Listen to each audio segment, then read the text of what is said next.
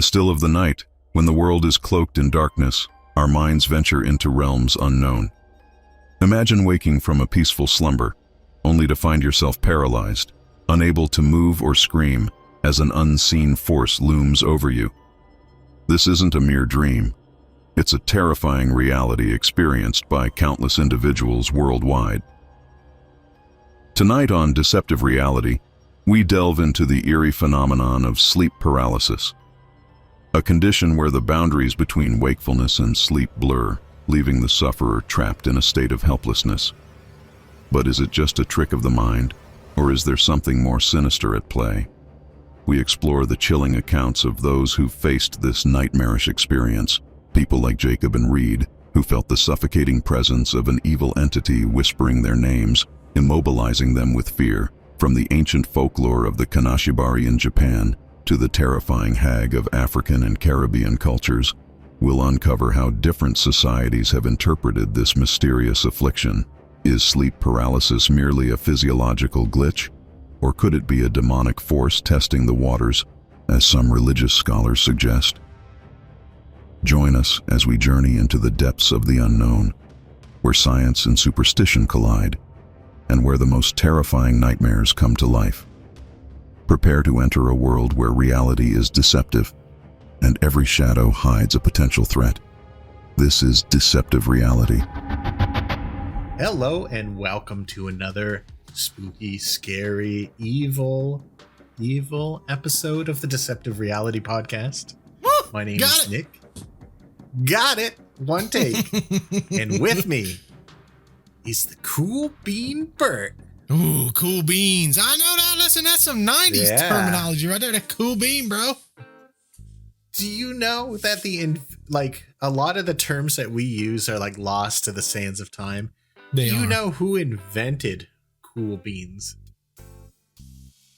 No, I actually don't know who invented that term. Oh, still alive, in fact, I believe. Cheech and Chong. Oh, man. The old Cheech and Chong. Yeah, they were the inventors of the cool beans. Who would have thunk? That's why I use that one. Cheech and Chong, they got some style. You know, I was never a huge Cheech and Chong fan, but obviously it was a little before us, I think. It was just a smidgen. Yeah. There's two things that most people get annoyed from with me. One of them was not a big Cheech and Chong fan. The other one is this one is probably going to garnish us some hate. Uh-oh. My one's going to as well. I hate Mighty Python movies. All of them. Oh, Monty Python. Yeah. Oh, yeah. Okay, yours just might be worse than mine. I don't know. Maybe I can tie you. Especially being from the Great White North. I don't like watching sports on TV. I also do not like watching sports.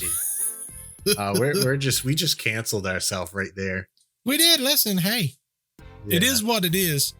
Monty Python, my best friend, it was one weekend. He was like, man, we got to watch this. Come over to the house. We got to watch this and you're going to love it. And I sat there the entire time and said, this is the dumbest movie I think it was Life of Brian, I believe is. Oh, that's really like sacrilegious too. I'm surprised. Yeah. That must have been your teenage rebellion phase. I don't know what it was, but I hated that movie. I'm like, this is clearly not made for me. Yeah. I would say that's my top one of them. I love Monty Python and the Holy Grail. That's the main one that I think of. You tried to get me to watch that one too. Yeah. He shouldn't have started off with Life of Brian. That was a bad move on his part. This is a bad move. Listen, he screwed up. John, you screwed up. Yeah. Oh, was it the same John that we talked about? Yes. John, come on, man. Screwed up, brother. You gotta lead with the Holy Grail. This was back in the good old days when Blockbuster was around. And we would go to Blockbuster. Oh, man. It was so much fun. I don't care what anyone says. I used to love going to Blockbuster on Friday nights renting a few movies, taking it back to, wherever we was hanging out at. And then we would watch them. We had to return them by, it was Sunday morning. Yeah. Yep. You know what it was? We have so much stuff now that getting a movie doesn't really mean anything to us. That's facts. But back then it was such a big thing, and we made this big ritual of going to this place that smells like buttery popcorn. Yes. Aisles upon aisles of movies. Anything could be in there because we can't look up anything because we don't have the internet. That's correct. We don't know what's in there. Like, it's mystery, it's magic. And that's the thing. Jess and I was talking, I think it was yesterday, might have been last night. Mm-hmm. Like, we used to love going to Toys R Us at Christmas time. Yeah. To like search for, the kids for Christmas, for whatever Santa didn't bring, Right. But people just realized how terrible I am at winking. You and me both, trust me.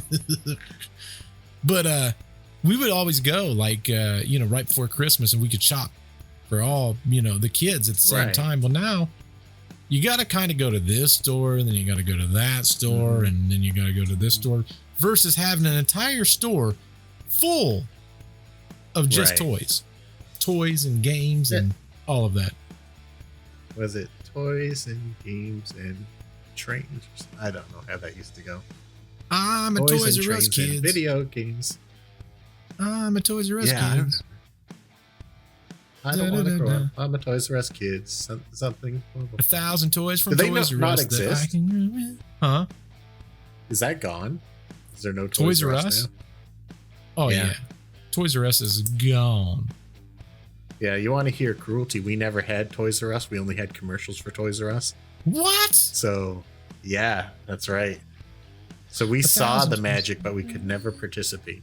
Man, that is messed up. Whoever came up with that genius idea, that's screwed up, Nick. Yeah, it kind of is messed up now that I think about it. They talked about bringing it back there for a while. Oh. Well, there was another thing that they brought back briefly. Oh, yeah, that's not going to make any sense to anyone but me, so I'm not even going to bring that up. Listen, maybe some of our listeners... Well, yeah, I'll mention it anyway. They were bringing back, what was it? Kmart for like little pop-up shops for people who missed Kmart back in the day. Oh, yeah, Kmart. We had Kmart. Oh, did you? Okay. Yeah. We still have Kmart. You still have Kmart? Yeah, we got Kmarts in select areas. Oh, they left our country entirely. What? Yeah, I mean, it's mostly gone here. We have some Kmarts, though. The Blue Light Special, baby. Yeah, people used to love that here. You'd see all the old ladies just jamming their carts back there. Yeah, I think we have one here in Ohio in Chillicothe. And I think there is another one. There's one near my parents, I think. Not like super close, but close enough. Yeah. I really am nostalgic for the mall. The mall life that there used to be where you could go hang out there all day and stuff here you like get that. Shot that just at. Doesn't exist anymore. Oh, yeah, that's true. But I mean, how many places do you have that you don't now? Well, that's true. That's true. It's funny. I feel like this is a Mandela effect. I'm looking at the lyrics. This doesn't seem right. How's it go? I don't want to grow up. I'm a Toys R Us kid with a million toys at Toys R Us that I can play with. I don't want to grow up. I'm a Toys R Us kid. They got the best for less. They got the best for so much less, it'll flip your lid. From bikes to trains to video games. I don't either. It's the biggest toy store there is. See, I don't remember the business marketing part. For so much less, it'll flip your lid. I don't remember that part. No, maybe only parents could hear that. It was in a different register. It might have been. that part's for the parents, and we were kids at the time. That's facts. That is facts. Well, out of curiosity, is our episode today about Toys R Us? We got some toy action. What do we got going on? This is a Nick episode for anyone that doesn't know. Yeah. So it's a surprise to me. Also, for anyone that doesn't know, I'm wearing a very stylish shirt. It's probably not what we're talking about today, but I got my Bigfoot, who's got a doggone, he got a floaty on. You know, it's kind of funny. You could have worn almost any of your other shirts and probably been right, because I think you've got like alien shirts. You've got like maybe ghost and demon shirts and stuff like that. Coincidentally, Bigfoot. Coincidentally, in my background, I got a UFO. There you go. Well, you're always a little bit right then, as long as you got that. I was partially right. Jeez. Yeah, but this is more grounded in reality today, and I have experiences with this, and we've even talked about it before. Oh, snap. We're talking about stuff we've dealt with before. Now we're talking. This is my bang zone. This is another one of Nick's therapy episodes, because I'm traumatized by this, and I want to talk about it with my closest friend and 200 million of our other closest friends. Yeah, for sure. Because everyone needs to know about this kind of stuff. Yeah, I want to bare my soul on the internet. Exactly. Maybe they'll bare their soul back with us, Nick. Which also, by the way, we talked about at the end of our podcast last week. We should probably talk about, you should doggone subscribe. But anyway, but also, come to think of it, we do have this little handy thing that Nick told us about at the end of last podcast. Now, the beauty of it is you can submit your stories. And listen, you could talk about your childhood trauma that we're talking about in this episode right to there and tell us all about it. Or if you got another story, you can always send that too. Listen, we're non-biased. But it got to be a little related to what we're about. Otherwise, it's going to be... No, don't. Yeah. No? No, don't. Be about anything? Be about anything. All right, you heard it here. You send in your trauma about anything, we'll deal with it. Yeah, we'll air it out on the air. We'll dedicate an entire episode talking about your traumatic problems as a child. Wow. I don't know why you'd want that, but that's an option. Listen, some people are, what do they call them? Masochists? Is that what they call them? Well, I guess it'd be masochist or exhibitionist even. Ooh, we have to put that in the deceptive reality that's a after little dark worse. section. That's right. But speaking of trauma, would you like to revisit some of mine with me? Absolutely. It's a late night, just like any other. Perhaps you've stayed up a little too late watching a movie. It was a good one. How could you resist? You do your nightly checks to make sure the house is locked up tight. You live in a nice neighborhood in a safe part of the country. But you can never be too careful. With everything taken care of, you lay your head down to sleep, and with a feeling of perfect safety in your comfortable castle, you're out like a light.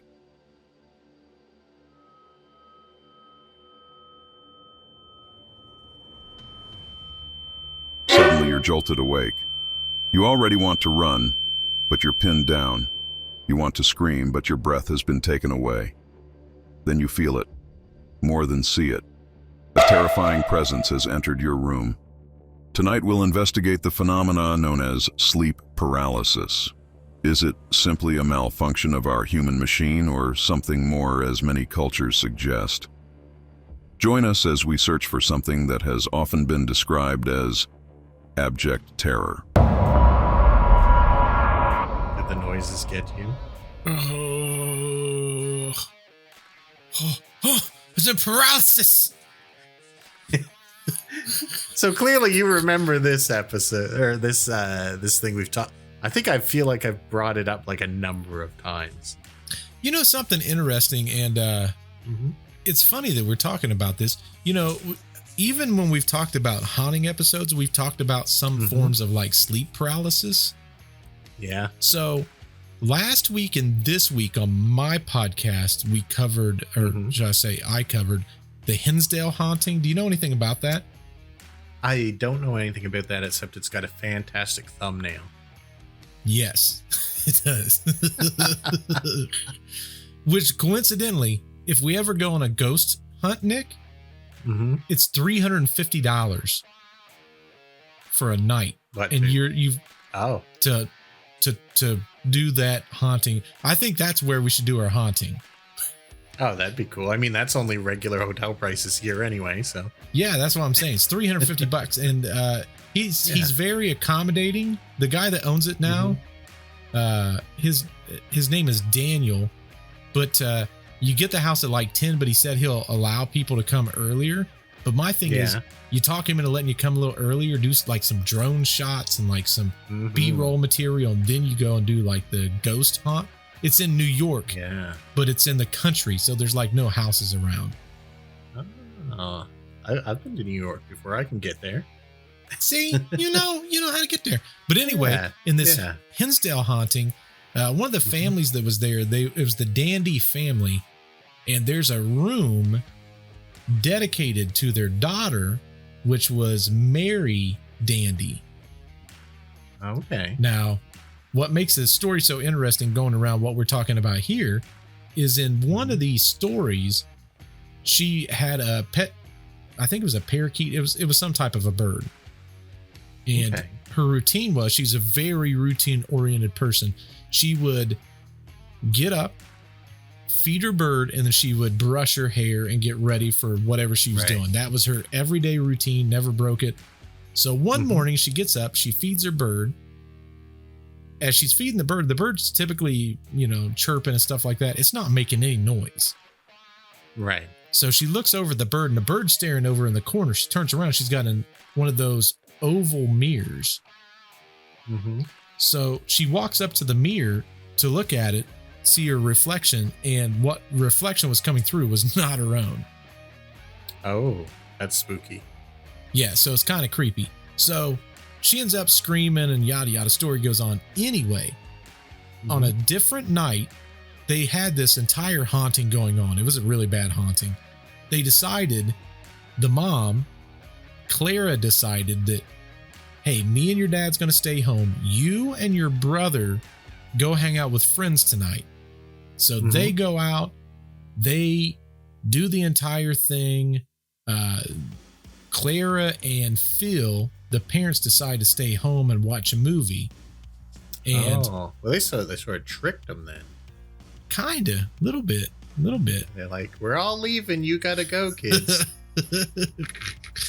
So they hear this clatter outside. They go out there and come to find out it was just raccoons. They turn around the house and there's a girl walking by their window, which matched the description of the girl that Mary saw up in her mirror. So they rush inside the house. They go upstairs and Mary's in her room staring at the mirror with almost like a form of paralysis. She couldn't snap out of it. It's when she did interesting snap that out, you mentioned that. Yeah. Oh, I'm not going to give it away. That's why I had to say that, so you remember got this you. for now. Well, when they finally snapped her out, she had no clue how she got home. Couldn't remember coming home. And she couldn't remember why she was in her room or why she was staring at her mirror. Ooh. It's like she was not that there is now. Spooky. Now, another very interesting thing about the haunting, and I didn't put it into my podcast because it doesn't really fit. You know the other thing that happens a lot there? Why? Well, technically there's three things. Cryptids are seen all the time. Oh, okay. That's interesting. And it's typically a half man, half something. I forget what the other half was. It wasn't like a horse or anything like that. Anyway, it was like a half steer, or not a steer, I don't know, half deer or something. Anyway, there's a cryptid that they always see, but the other thing they always see, UFOs. Oh, lots of stuff going on with these. Another haunting, Andrea Perrin, the Perrin family haunting. For my podcast, all we did was cover the fact that it was a haunting and all of that. If you read her book, tons of UFO sightings. Yeah. These things seem to almost come hand in hand sometimes.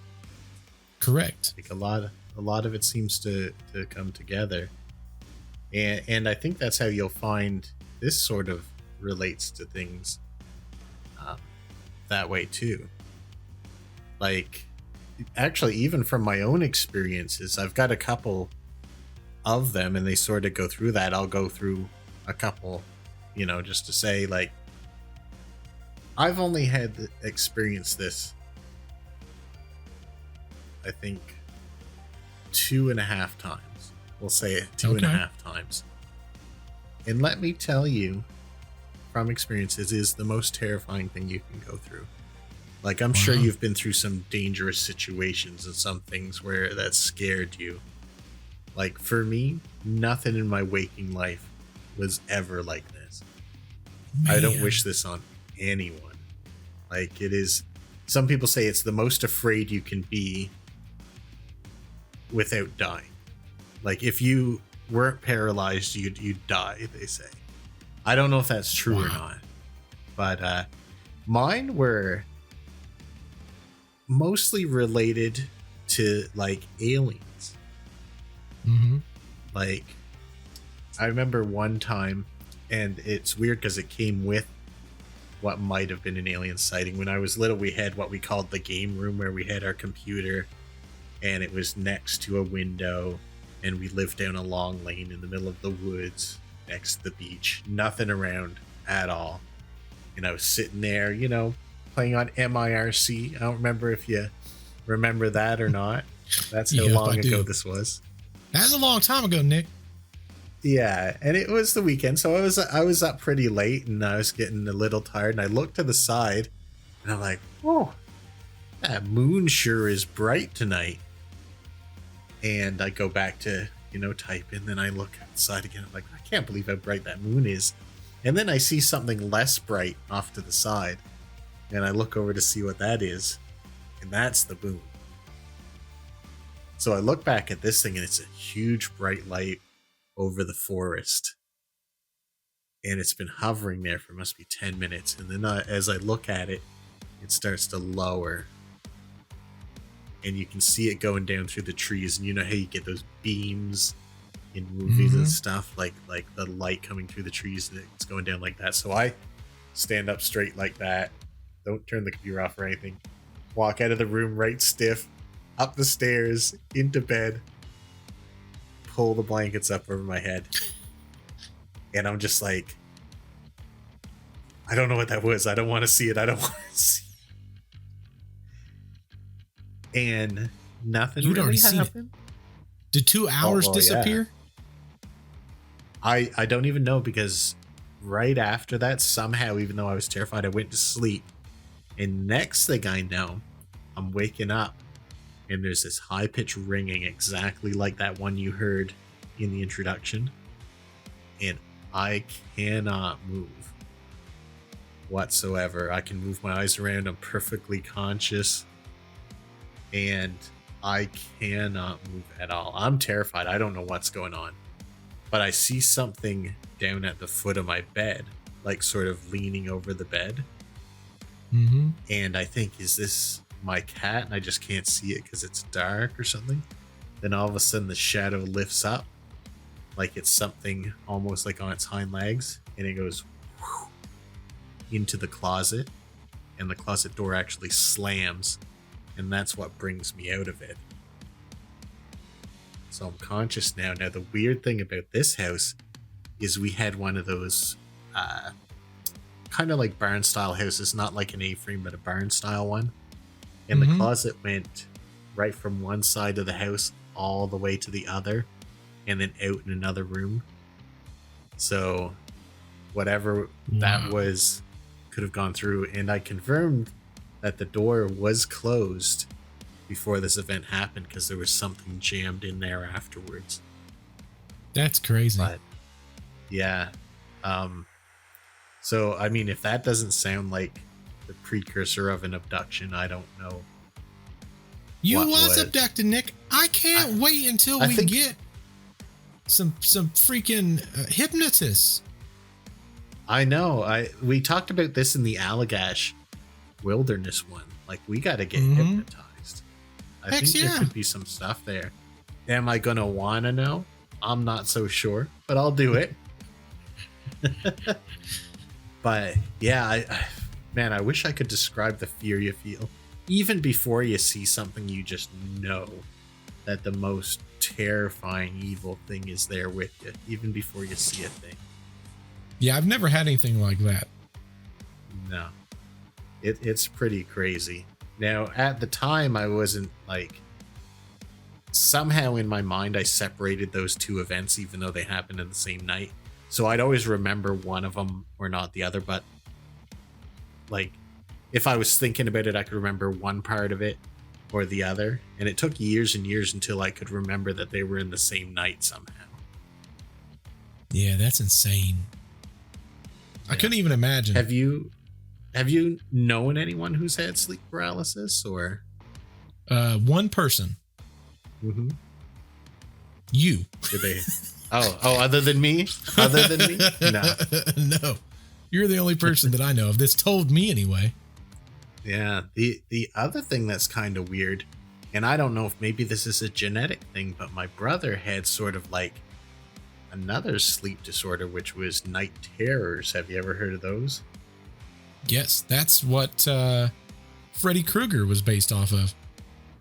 Oh, I have no doubt. So he would, and I'm not going to go into too much detail because that's his business, but in his room in that same house, he had an attic door, one of those ones that swing down and then the ladder pulls down, and he always over and over again swore that a hand would come down through that at night, and he'd hear it, the thing open, and when the hand pulled back up, it would slam back up in there. And he always interpreted his one as sort of demonic. Like, he always thought it was a demonic presence coming There's down. a lot of that that goes hand in hand, though, if you think about it. Like, we've, fortunately / unfortunately, I have the other podcast, and I can't even begin to tell how many stories there are of some form of sleep paralysis or like a version, like the story we just told. Robert the doll had sleep paralysis in it. Right. Andrea Perrin. And what's weird is Andrea Perrin and the Hinsdale house both had UFOs. That's the only two that I know of that has confirmed UFO stories that's built in. But typically, see, that's the thing. Like, if we went to that Hinsdale property and we like did a ghost hunt on that, we could also do a cryptid hunt. Right. And we could look for UFOs. Oh, man, that's the part I'd be scared of. Even if we failed on one, we got 3. Yeah, and you know what they say? 1 out of 3 ain't bad. Exactly. We could be 1 out of 3, Nick. Yeah. I mean, if we got any of those, we'd be doing better than everyone else, really. Yeah, think about if we got all 3. That's 3 episodes. Yeah, 3 out of 3's got to be better. It's got to be way better than 1 out of 3. We'll stretch that into a 3-parter like we've never done before. Exactly. So, but a lot of those cases have it. Robert the doll, the Hinsdale, Andrea Perrin. There was that other one where that lady moved into that horrible house. And that horrible house had her kids lived there, and there was the orbs. There was like a huge newspaper thing on that. But anyway, she had sleep paralysis in that story. There's so many of those stories that have sleep paralysis, and you're right. Then if you look at UFO stories, there was Barney and Betty. There was some sleep paralysis, I believe, that was occurring in that. With UFO abductions, it's almost universal. Every single one has it. Even when they get up on the ships, they're paralyzed. Correct. But do you know what that makes me think? What's that? It's when you're crossing into that other dimension. You can't control your body in that dimension. Yeah. Yeah. That's the first thing I think of whenever I think of that. It's like the people that say, well, that doesn't make sense, and dimensions and blah, blah, blah. And I'm like, yeah, but think about it. If you're connected at this dimensional plane, and whether it be demonic or something like that, and it's pulling, here's a great example, a horrible example for 95% of the demographic of people that watches us. But when we talk about, let's use, for example, Dead by Daylight, and you're playing the Dead by Daylight, probably the best example of this is Freddy. Yeah. When he's in his sleep state, or you're in a sleep state, you're in a completely different dimensional plane. Right. and I guess technically the movies, it doesn't have to be just the video games, but it's like you can't control your body on that side or what happens. The only thing that's connected is, you know, for whatever reason, our thought process. It's like our brain can move, but obviously our body cannot. It's in a different dimension. So we're stuck. Yeah. There could be different physics there too. Imagine moving through water, how difficult that is. And that's something in our own dimension. With correct rules of reality that we know. Think about someone who has a stroke. Yeah. Yeah. They're still in there. Their own bodies sometimes. Yeah, they're still there. They can still hear things, and sometimes they can function, or people in a coma. I mean, same thing. Like, that's why they say still talk to people in a coma, still correspond with them, let them know what's going on. They're still there, but it's like their body is shut off. Yeah, there's some kind of disconnect there. There has been stories of people who have been conscious and they can hear everything in coma for decades. Yeah, that's crazy. That sounds terrible. But it happens. And that would be a lot like a long version of sleep paralysis, except I hope and pray that they don't hear that noise the whole time and that they're not in terror that whole time. No doubt. That would be creepy. I've never heard anything like that before. No, well, I guess if they came out of it, they'd tell us if there was something like that. But I mean, a lot of people don't come out of it. We don't know. I'd like to think that's not happening, though. Agreed. But, yeah.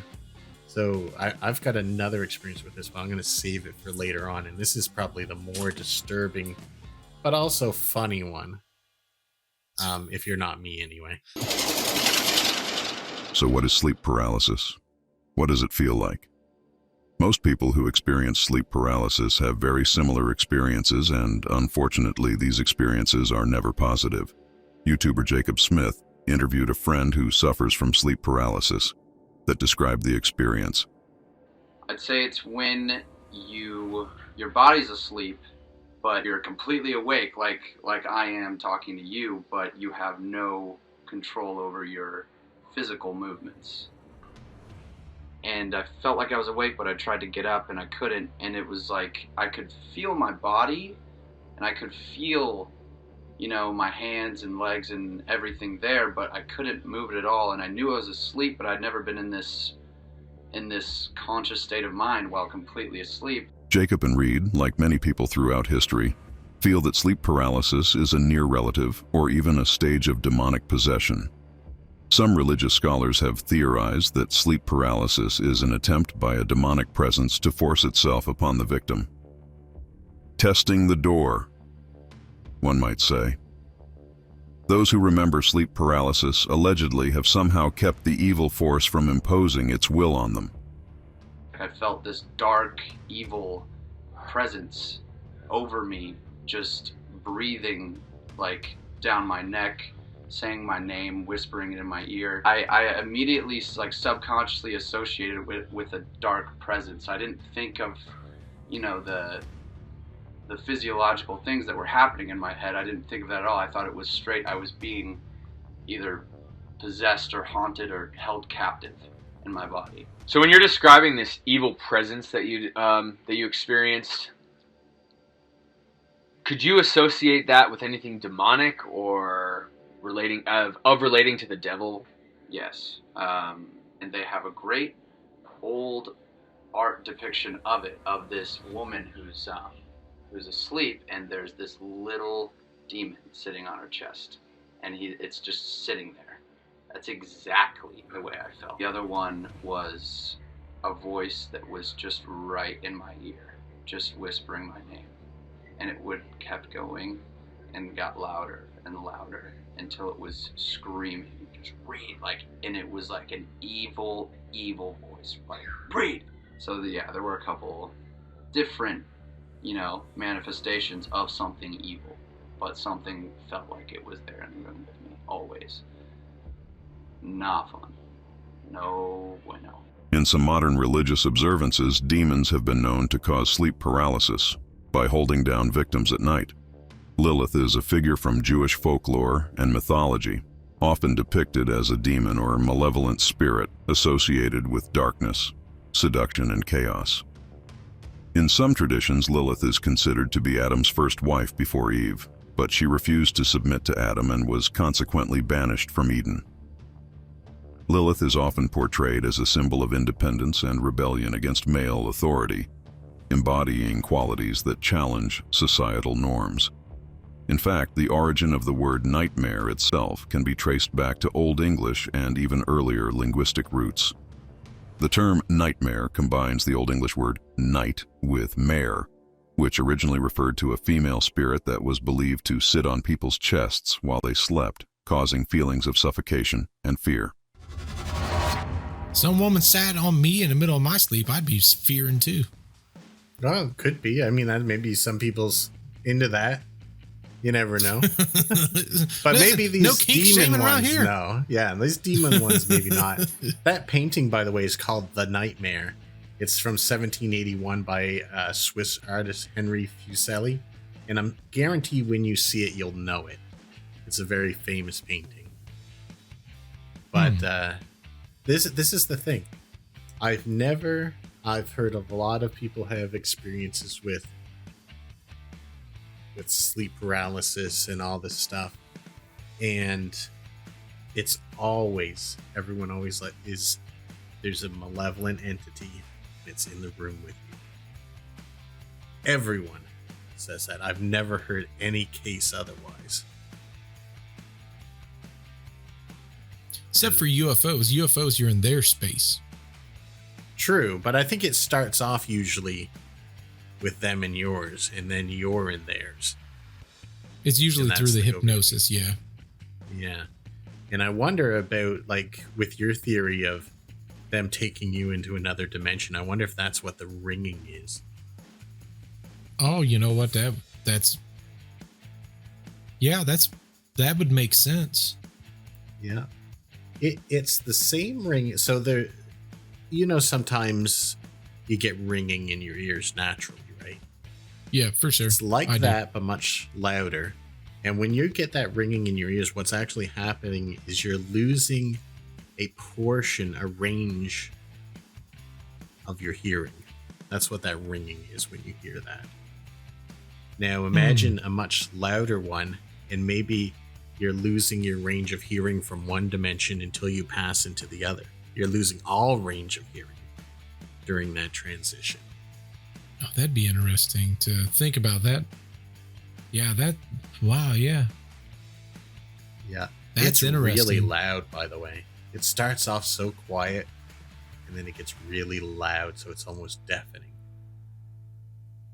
And I've never really heard an explanation for that, scientific or otherwise. So I wonder about that. Well, and that's the thing, as many times as we've covered so many cases now to where really, like, I can't even, probably of all the cases I've covered when it comes to sleep paralysis, they almost always have the same exact, and we keep saying this. If one person says it, you go, meh. If two people goes, you kind of go, well, that's weird. When you get 3 and more cases, you go, something to it. I don't know what it is, but there's clearly something to it. Yeah, this is hundreds of thousands, if not more. Oh, I'm sure it's much more than that.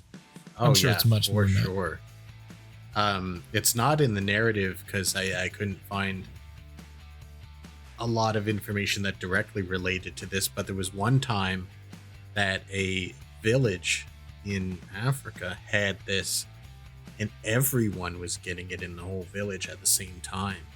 And they all had a hag that was going house to house, they said, and causing this. And it got so bad eventually because it kept happening to people that people were actually dying.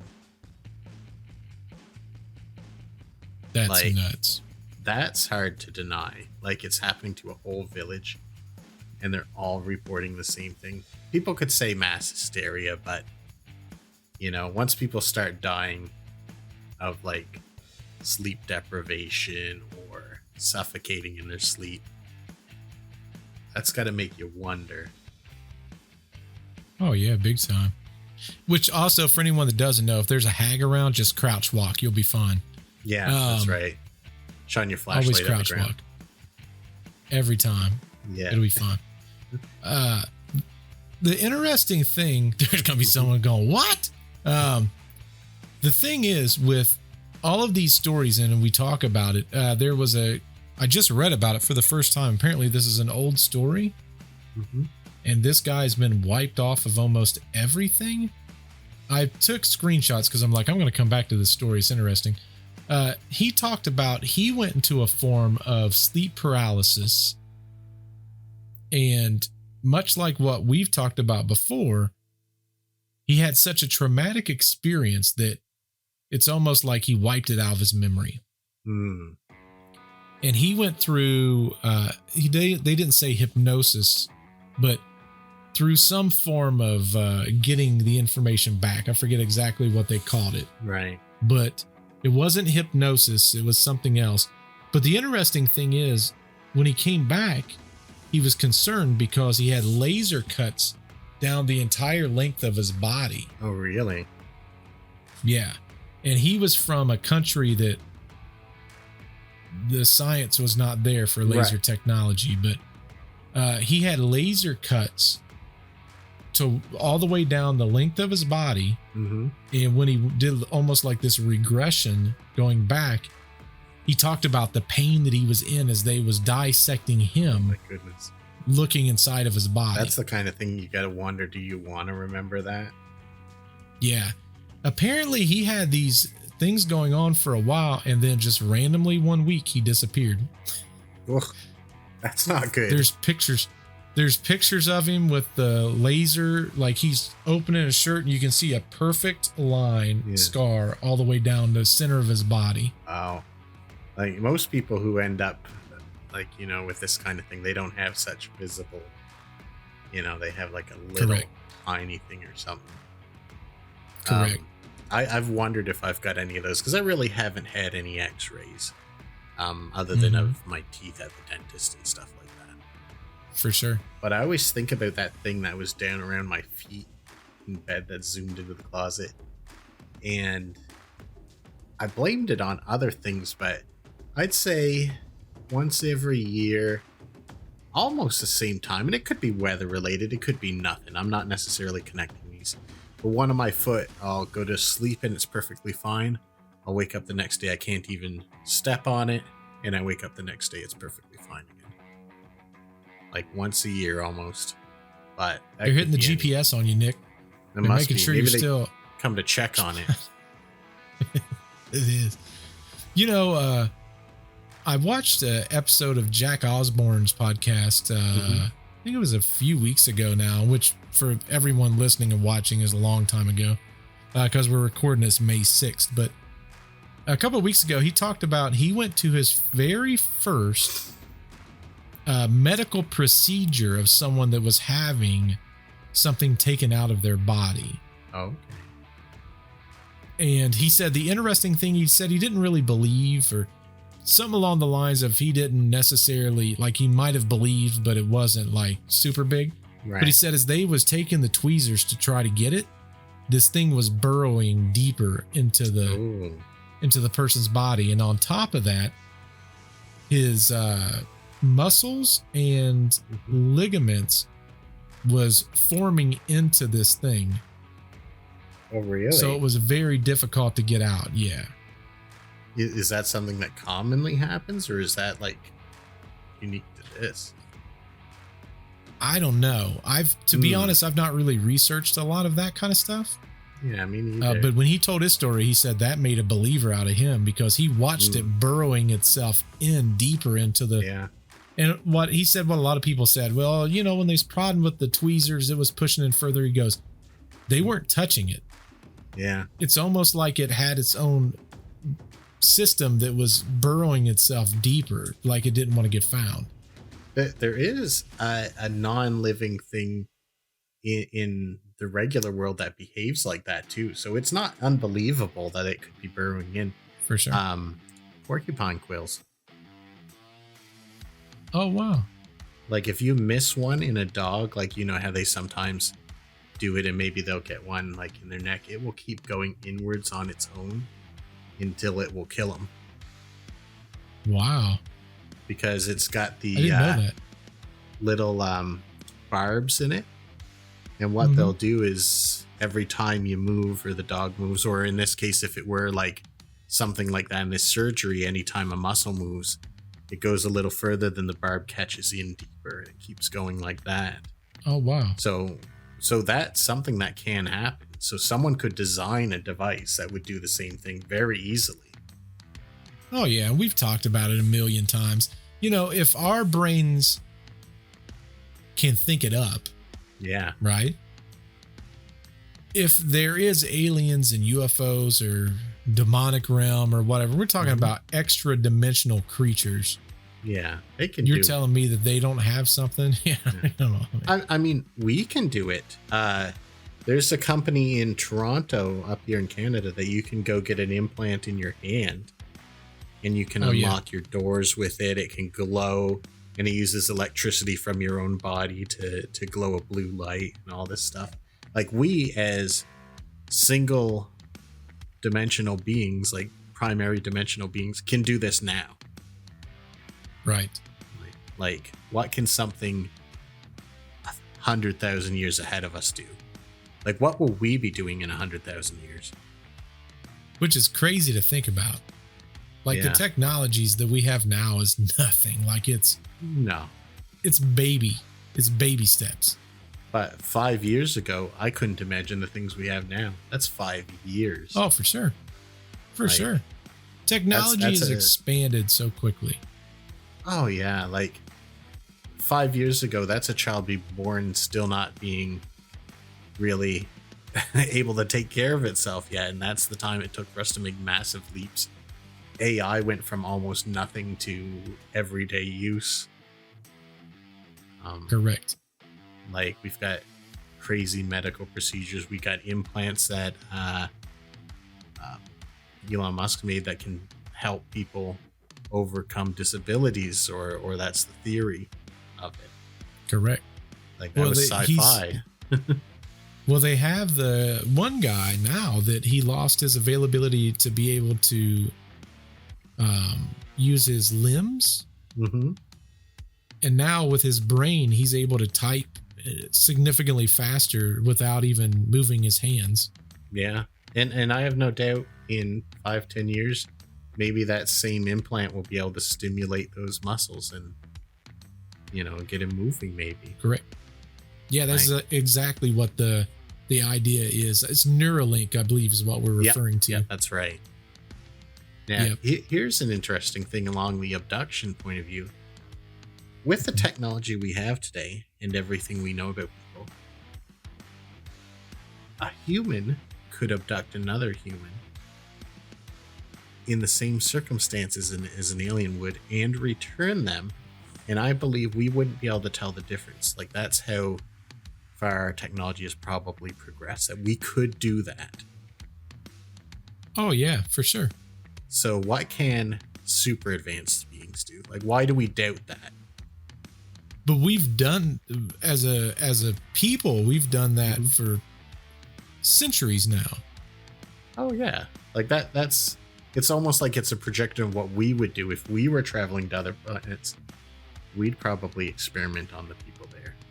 That's kind of our MO. But like the voodoo people, they were using those voodoo quills. Oh, yeah. And what they would do is go up behind people in a market, hit them with this thing. All of a sudden, they would go unconscious. They would die from a medical standpoint. They would bury them. And then those people would go and dig them up. And they would come back to life 2 to 3 days later. They never died. They were just barely on the edge of life.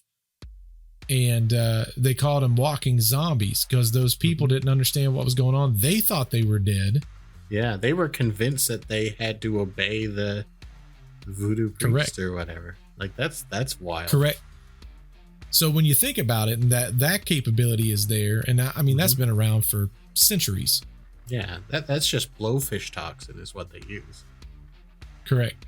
Yeah, that's like, why do we doubt if there's other species that they A, couldn't do it, and B, wouldn't do it? We would, and we couldn't have. Right.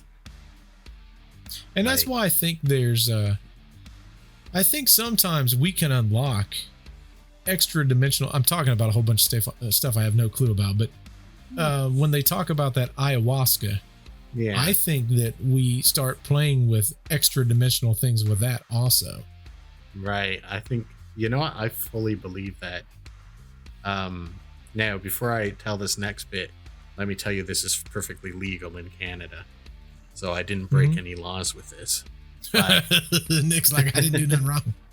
Yeah, just because I know maybe I know for a fact most of our listeners are in America, and this would probably be very illegal. But natives here use something called Salvia Divinorum to have like their vision quests. Have you ever heard of that? Sounds like a freaking Harry Potter spell.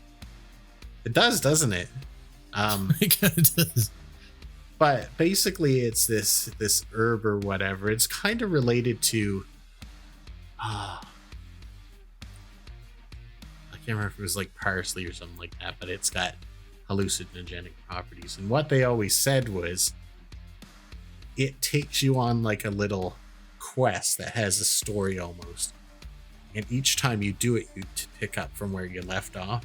Is what a lot of people. Oh wow! Excuse me, a lot of people say. So I tried it just once, you know, with some people. I was supervised and stuff. And how you do it is they got to make the smoke very hot, and then you breathe it in. And I did that, and I was sitting there, and I'm like, this isn't doing anything. This is complete crap. Like, nothing's happening at all. And then I was sort of like going like this, like flicking the side of my head with my hand, because I felt like something was brushing by me. Like a fly or something. And then I realized that it was visible waves coming out from the ticking second hand of the clock. And for some reason, I just got in my mind, I said, man, those waves are going right out across the lake. I should attach my eyes to a wave. Like, just like it was the most normal thing ever. And then all of a sudden, my vision was going out across the lake and stuff like that. And let me tell you, I could tell you each and everything that I passed by along that lake, like parts I'd never seen and stuff, just as if I had been there. Like, and that felt like another dimension. And that's the thing. I think it is. Like, I think it was Joe Rogan that told this story. I'm going to try to look this up after the podcast. And I think I may have told this in a different podcast. Joe Rogan spoke about, he was either with a group or he saw where a group of people did ayahuasca. And the interesting thing about what happened to them was that there was a group, and for most people that don't know, when you do these trips, it's typically like it's you and a buddy, or you and your spouse, or you and a significant other. And there's groups, there's different family members. It's all in this group. Oh, you know what? Maybe this was, who's that really famous guy that he's always looking for the stuff? Josh Gates. It may have been an episode for him. I can't remember. Either Josh Gates or Joe Rogan. Anyway, these people, what they found interesting was these people that was in different huts. They had them in different sections of the hut, so there's no communication. They were meeting up with each other away from this when they were out in whatever this trip was. Now, the interesting thing is they saw these little beings, these like little troll looking things. And they were talking to these trolls. So they're having this experience. When they come back and they're talking to them separately, the weird thing was one person was talking about this troll creature, and it was the, whatever they call those people that run them. They're like medicine men, basically. But, so he goes to the next couple, and then they're talking about this troll, and he goes, that is so weird that this person had that experience and this person had that experience. And come to find out, everyone that was there that night talked to the same 5 trolls. And they could talk about conversations that the other ones was having that there's no way that they could find out. Yeah, I mean, talk about, that's definitely moving to another dimension or elevation of some kind. Correct. It's definitely You're that. going into something.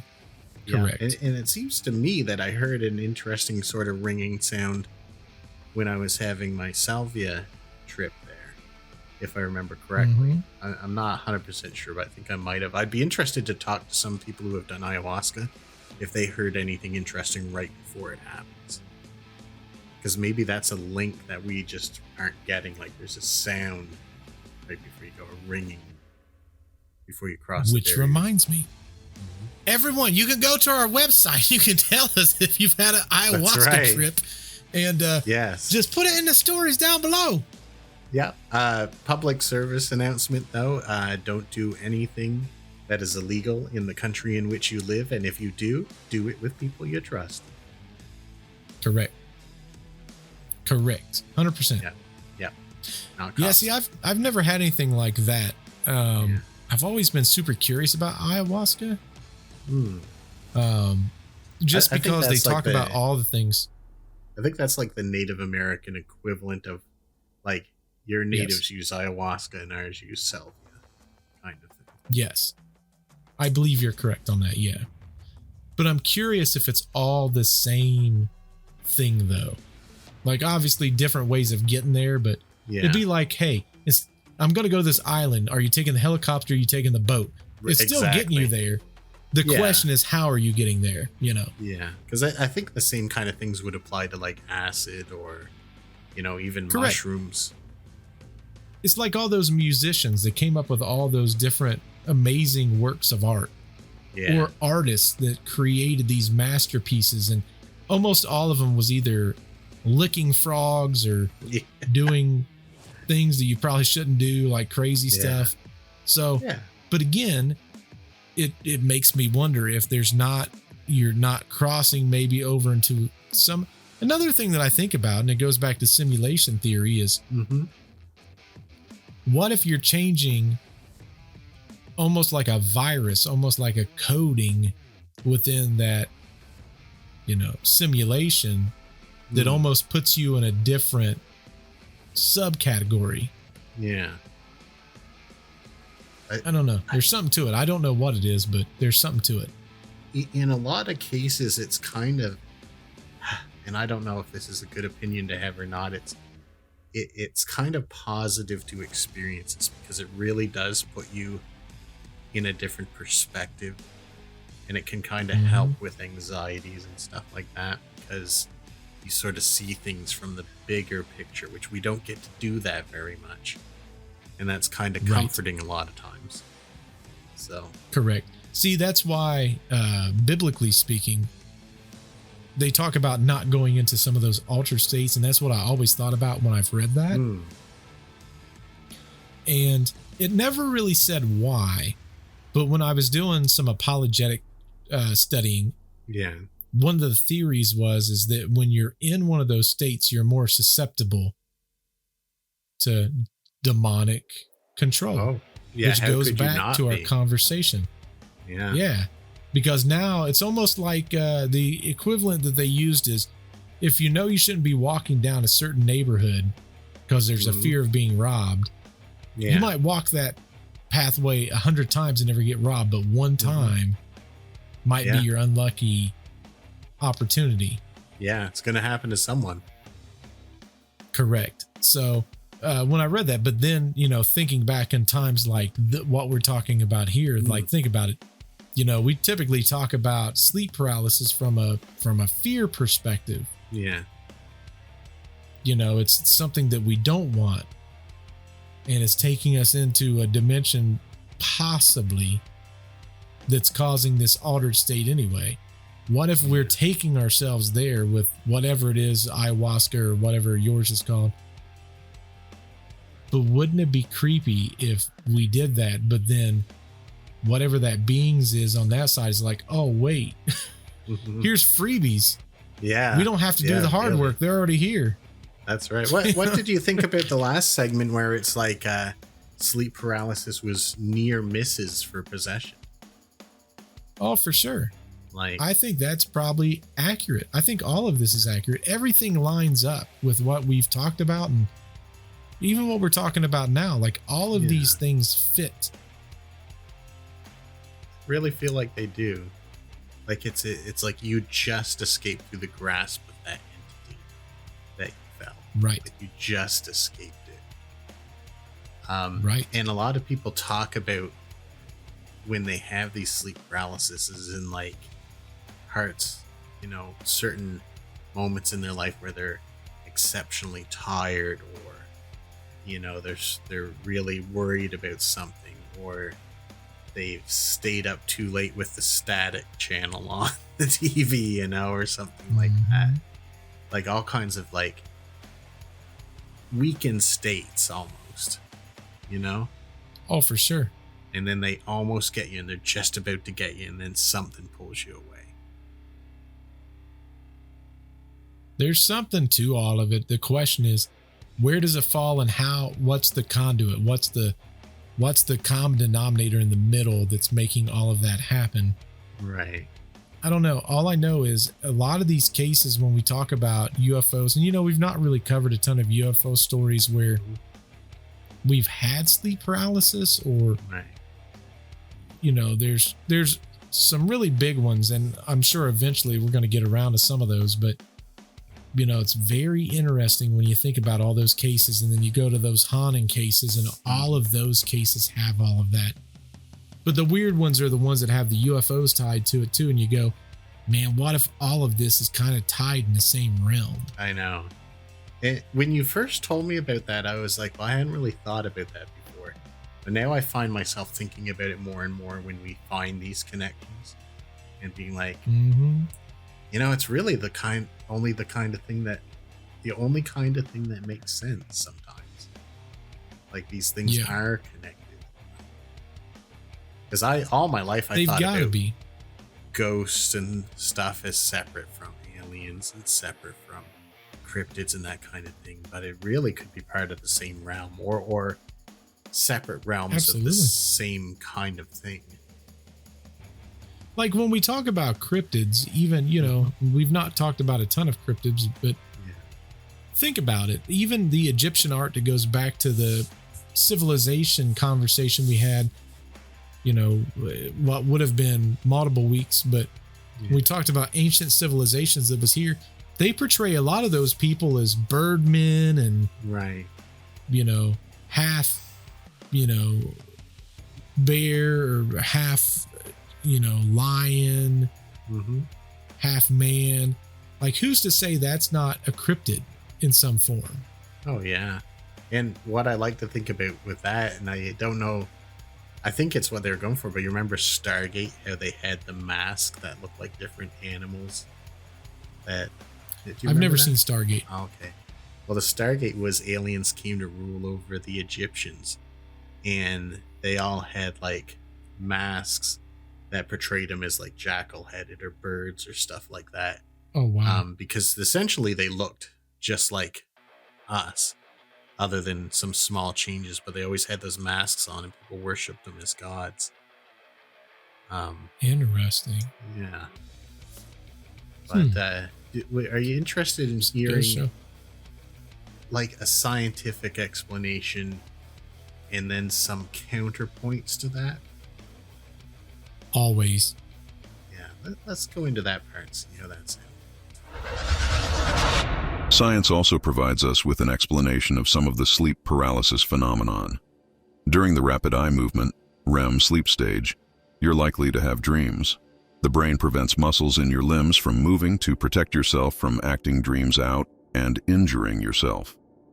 Sleep paralysis occurs when you regain consciousness too early for your muscle functions to be completely restored.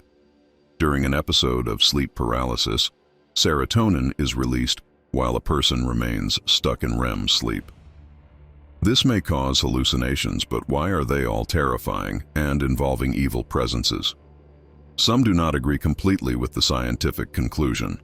Each culture across the world has come up with very similar supernatural conclusions. Instead, in certain African and Caribbean cultures, sleep paralysis has been linked to malevolent spirits or entities known as hags or night hags. These spirits are believed to sit on the chests of sleeping individuals, causing the sensation of pressure and fear. In Japan, sleep paralysis has been associated with a supernatural being called the kanashibari, or bound spirit. It is believed to be the spirit of a deceased person who binds the sleeper, making them unable to move or speak.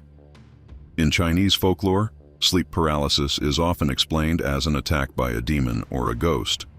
The condition is sometimes associated with disturbances in the balance of yin and yang energies within the body. In Islamic cultures, sleep paralysis has been attributed to the presence of jinn, supernatural beings made of smokeless fire. It is believed that certain rituals or prayers can protect individuals from jinn-related phenomena during sleep. In some Mexican and Central American traditions, sleep paralysis is thought to be caused by a creature known as the subirse el muerto, or dead person climbing on top of you. This entity is believed to be the spirit of a deceased person trying to make contact. With so many cultures reaching the same conclusion, could there be more to this than a simple bodily malfunction? So, the science thing makes sense up to a point. I feel anyway. Mm-hmm. I agree. You know, we're paralyzed when we go to sleep, so we don't. Well, you know, you've seen a dog before having dreams and they're kicking and going into the, and we don't really do that. Like, and you can take that a couple of ways. Like, all other animals seem to do it to a degree, but humans don't do it. Like, we get fully paralyzed. Or are humans more susceptible between passing through realms, like we were talking about earlier? Is that a thing? Right. But one thing that they don't really explain is the release of that chemical. Why is it always giving us terrifying entities? Why is it always giving us horrible experiences every time we do it? They say, oh, you're scared because you're paralyzed, but that's not what people are thinking when they wake up from this. That's not their main focus. Like, these chemicals should be making us feel, you know, half the time you'd feel, oh, I'm too relaxed to move, or, you know, maybe I'm hearing pleasant noises, but you never get that. 0%. Well, and the interesting thing that kind of comes around to based on this also, and I saw this a few months ago. I was watching this thing on brain studies and people that go into REM and deep sleep modes and stuff like that. One of the interesting things that is also kind of counterintuitive is when we hit REM and we release that to paralyze our bodies. Yeah. Our brain activity, the part of our brain that lights up with extra activity, is the section used for movement. Yeah. So we're taken off in our minds. In our minds, our body should be moving. It's functioning, which goes back to, well, if we're not moving IRL, we're moving somewhere. Yeah. So is that us moving in our dreams? Or, in my opinion, an extra dimension? I always look at when we dream or when we go to sleep, that being like the line at an amusement park. Right. We're going somewhere, but we're not where we're supposed to be. We want to be on the ride, but we can't be on the ride. This is like that middle period between real life and whatever it is that we're trying to get to. Right. And that's how I've always viewed it. And I look at that as in, I think when we sleep, I think we have to go somewhere else from our body to allow our body to completely repair. Yeah. I think that's reasonable. But it still provides us. Sleep does that. Oh, for sure. 100%. 100%. I believe that we're going to some type of a different dimensional plane when we're going to sleep too. Yeah. And I think that's why sometimes when we do wake up, sometimes we're provided with almost like a deja vu effect. Yeah. Like when we have these deja vus, sometimes I believe that's a precursor to something we've already seen. Right. That maybe we saw in a sleep state. I can believe that because I always feel like I've seen it somewhere and even dreamt about it before it happens when I get those. Yeah. Yeah. But remember, we have all these, according to science, we have all these dimensions that lean on top of each other. Right. It's all kind of the same, but there's little small little tweaks. Yeah. What if through that power of those dimensional planes, one's a little ahead, and when you're going to sleep, you're hitting that dimensional plane, and then when you come back days or weeks later, it catches up with yours, and then you're literally redoing everything that you did not know that you did. Yeah, I'm sure you've had one of those, like, almost like a lifetime in a dream kind of thing. Like, you experience what feels like years or maybe just weeks, or anyway, some extended period of time. The weirdest experience that I've ever had myself personally, and I'll tell you what, it scares me to this day. From a mental standpoint. And I've always said this was a Mandela effect IRL in real life. Right. I don't know where else I could fit it, but I was at work, and I'm one of those people that I note everything, right? They always say CYA. And I do a really good job of that. I notate everything. I document everything. And without going too deep into what I do, I basically, at that point in time in my life, I worked with giving loans to people. And I made all of these notes, and I also have a very photographic memory, so I remember things extremely well. Right. And I'll never forget, my boss came to me and they were talking about this case, and I'm like, that's absolutely not what happened. I said, I dealt with this account. This was mine. They're like, well, that's why we came to you, because the information you had is incorrect based on what you had. And I said, no, it's all in my notes. Right. You can go back to my notes and you can read everything. We go back to my notes, and in my notes was not. It was like someone else wrote those notes. It was not me. Right. Was it in your handwriting though? Or? Yeah, it's 100%. It was, I wrote it. So this is sort of like one of those splits that happened. Yeah, I did not write what was mentally. I remembered everything that happened. Yeah. This was weeks after that it had occurred. I remembered everything, and I was telling him, here's the breakdown. Here's exactly what happened. I'm like, in fact, this is how sure I was of everything. I'm like, let's just go back to my notes. I'm going to prove it right now. Right. So I go into the account, I go into the notes, I pull it up, and I'm like, look, and then I start reading, and I go, well, wait, turn it back towards myself. It's completely foreign to me now. Like, this isn't. Yeah, I'm like, this isn't. And what they told me was what was in my notes. And that's what creeped me out, because I'm like, it's almost like I left my computer up and someone else put my notes in. Right. And that's exactly what happened in that situation. And to this day, I remember that, because it was such a weird, it was such a, I knew exactly what happened. Yeah. And I remembered writing the notes and putting all my information in and providing the entire narrative. I remember hitting save. Right. I remember closing the files. I remember printing the files off and and the other weird thing was, because we did print the notes off, I went back to the originals going, maybe I did leave my computer up and somebody else just went in there, put their notes. My printed version that had my notes on the written part was in there with those same words. So I wrote those notes in that file. Well, I mean, that kind of stuff, I've sort of had like little experiences like that before, but there's people who wake up from dreams and you cannot convince them that it didn't happen.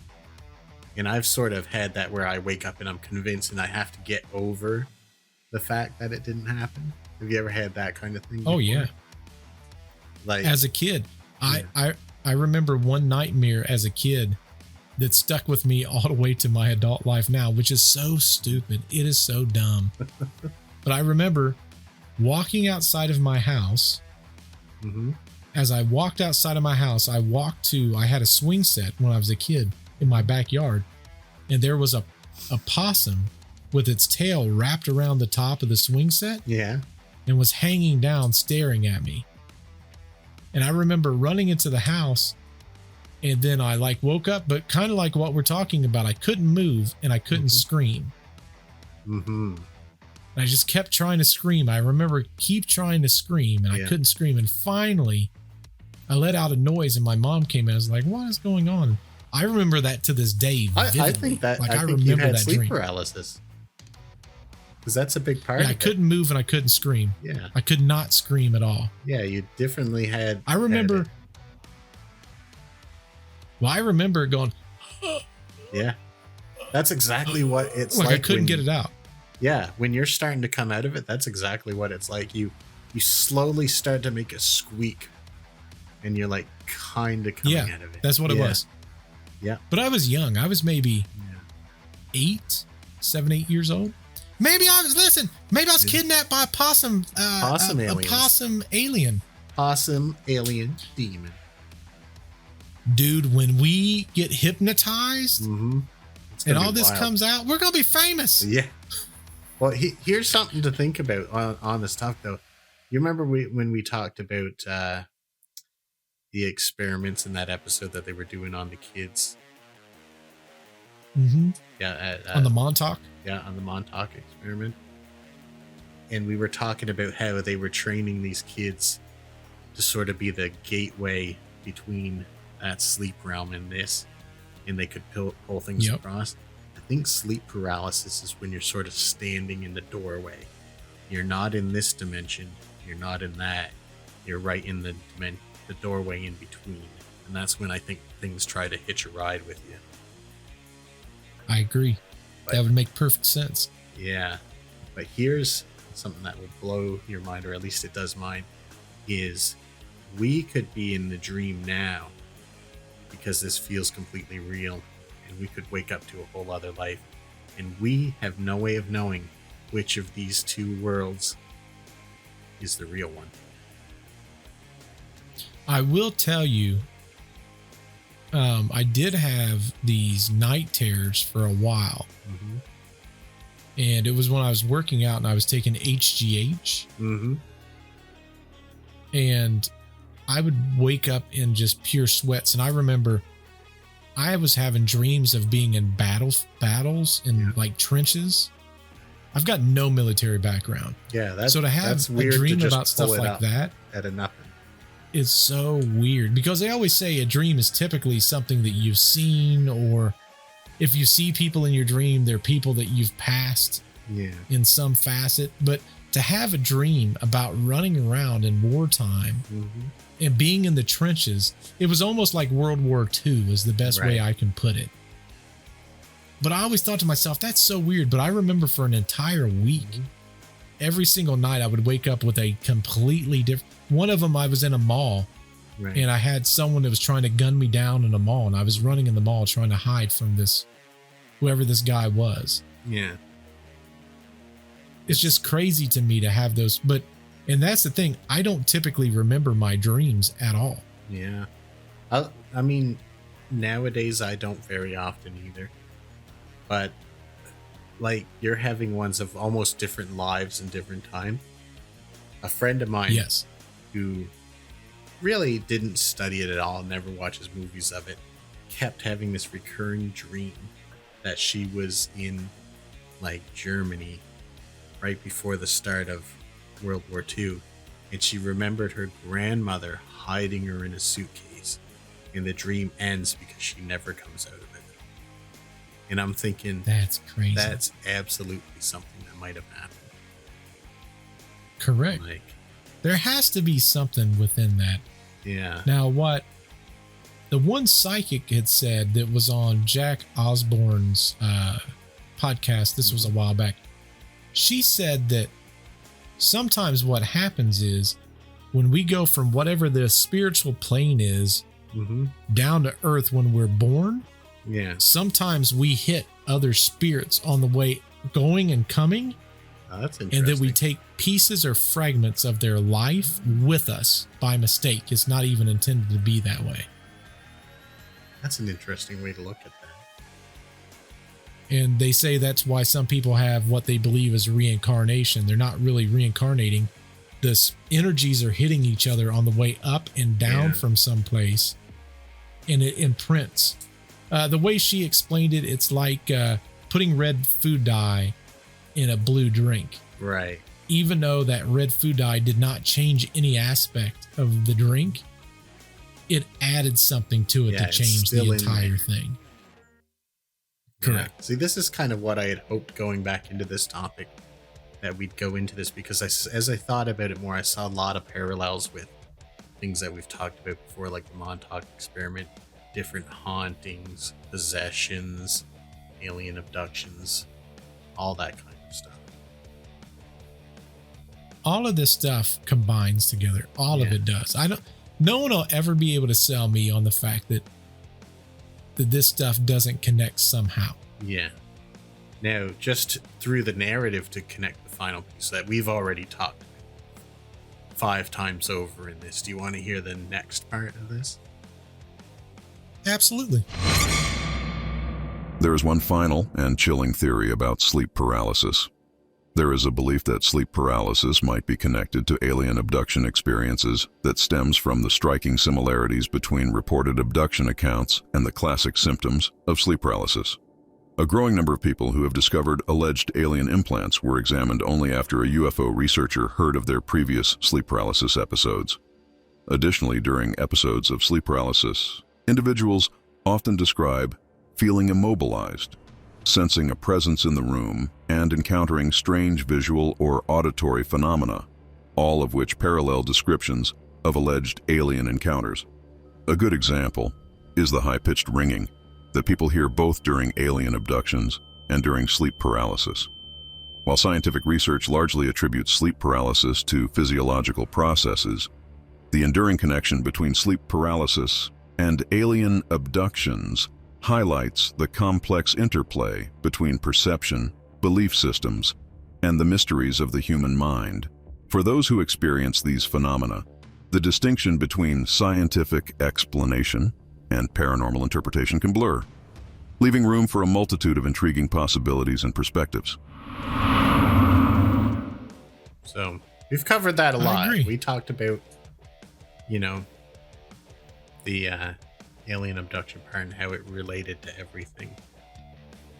But what always gets me about this every time I hear that sound is how someone was able to make that sound exactly like the sound you hear. Like, it is identical. Yeah. To that sound. It is. Like, they're in on it, Nick. They're in on it. They're with them. They're inside the mountains. Remember last episode? They really are. Yeah. Correct. That's crazy. Which is multiple episodes for everyone else. Yeah. Oh yeah, that's right. So it's somewhere in there. You'll know it when you hear it. Somewhere in the mountains. Yeah. Exciting episode, so don't miss that one if you haven't heard it already. Yes. Correct.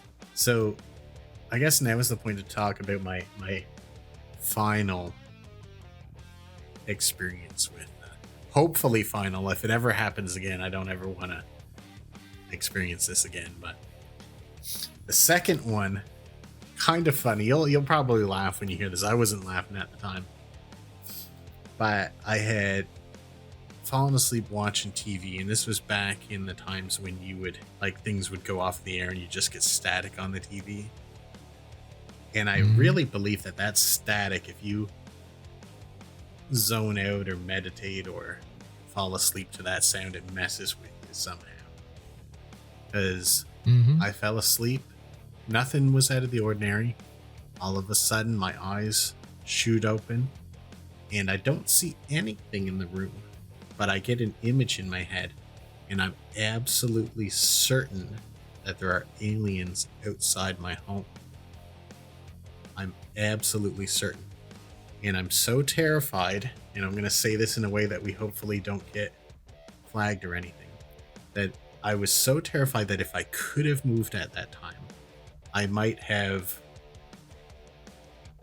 taken myself out of the picture.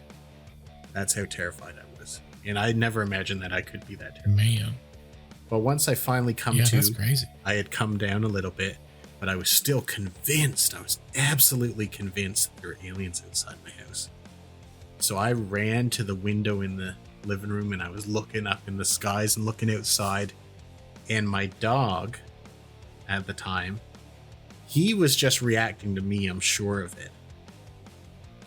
But at the time, I was like, oh my God, he sees it too, because he was running from window to window, looking up in the sky and barking viciously into the sky while it was going on.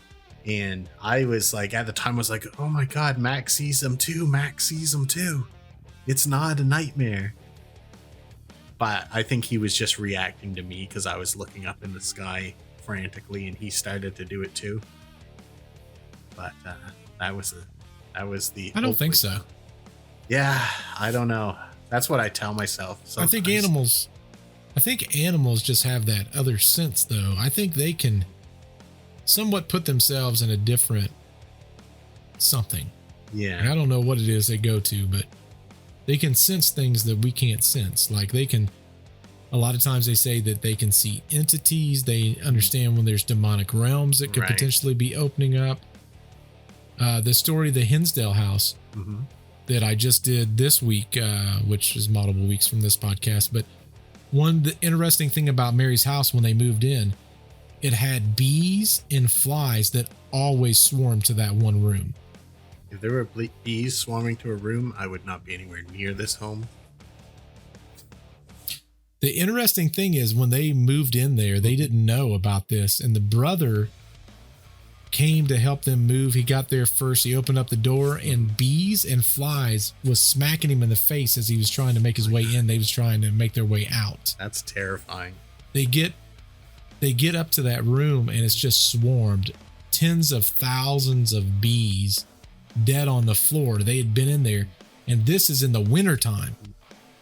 That's even more insane. They shouldn't even be active. Which, not even active. Right. So they call a exterminator out. They couldn't move in that day. Exterminator came out and took out 500,000 bees that made their home in the floorboard of the upstairs room. And he said that it was completely unrealistic that they would even be active that time of year. That was unheard of in New York. Yeah. This is an exterminator saying that. Well, New York is not too different in climate than where I am. And you just absolutely cannot find a living awake bee. That's just impossible. Right. Yeah, that's crazy.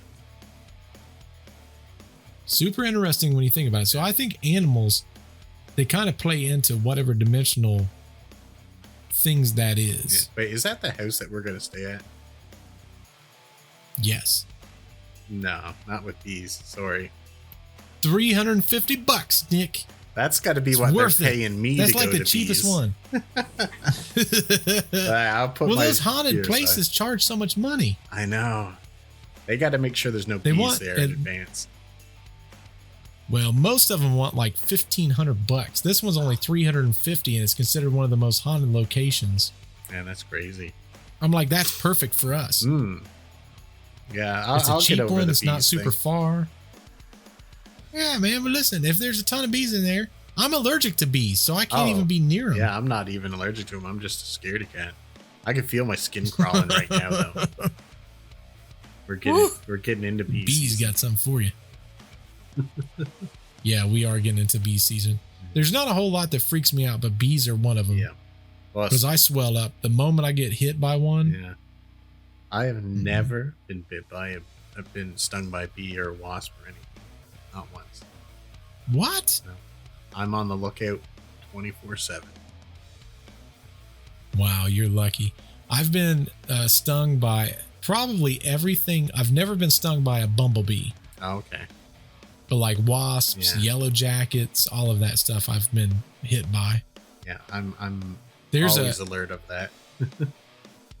There's a terrifying story. When I was a kid, my grandparents, I used to hang out at my grandparents' house. And one weekend, somehow, a yellow jacket nest had formed inside their house, and they were getting inside the house while I was there. And yeah, was stinging almost everybody. Like I remember they was coming through the ceiling and hitting like where the bulb fixture was. Oh my goodness. There was one that was in the bed with one of my uncles. And I'm gonna have stung. nightmares tonight like something else. Yep. I will escape to that other terrifying. dimension and not come back if a bee comes in here. I'm gone. Nick's like, I'm safer in the other dimension. Yeah, I'm staying with the aliens and demons. That's fine by me. Crazy. What says you out there in podcast land, wherever you're listening to us? Make sure that you do give us that thumbs up. We would definitely appreciate that. Also, if you're not subscribed to the YouTube channel, hit the doggone YouTube channel.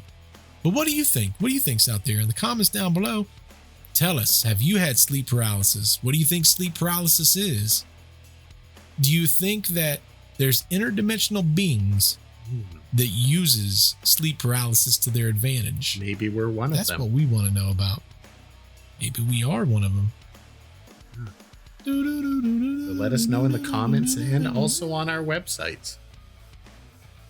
Exactly, Steven. That's right. Stop being a troll, Steven. Yeah. Hit the doggone subscribe button, Steven. Yeah, and that bell while you're at it. And the doggone bell. Notifications, they're extremely important. Notifications, baby. Well, Nick, this one's been a blast. Yeah. I like talking about things that scare you and doesn't scare me as much. Well, hopefully this is the last time I'll have to do this, but I did it. One other episode was the aliens one with the Hopkinsville one. And this one was my sleep paralysis. There's no other things I'm afraid of, so I'm okay now. Thank you for helping me get this Nick out. says he's done. Yeah. We're going to have to find more things Nick is scared of. Oh, boy. Well, until we see you on the next podcast, goodbye. Bye-bye. Bzzz. That's the next episode. That was the Demonic bees. bees.